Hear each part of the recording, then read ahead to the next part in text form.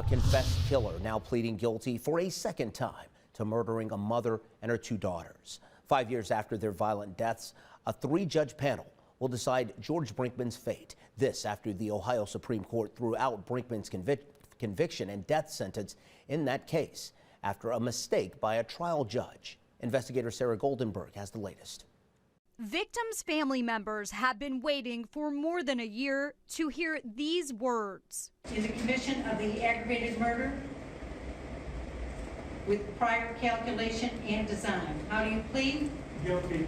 George Brinkman pleaded guilty again to the brutal murders of Suzanne Taylor and her college-age daughters Taylor and Kylie Pfeiffer in their North Royalton home.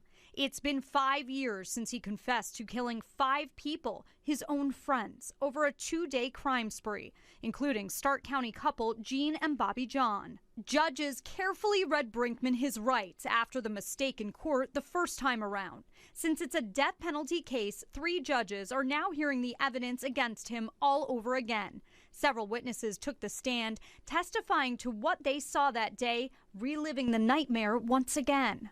Nearly 30 people, including witnesses, detectives, and experts, have been subpoenaed to testify for a second time. Testimony continues tomorrow morning. We'll be there. Reporting from the Justice Center, Sarah Goldenberg, 19 News.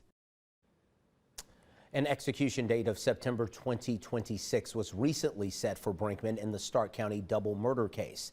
Well, that's on hold now after Brinkman's stay of execution was granted, and any appeals in the case are considered.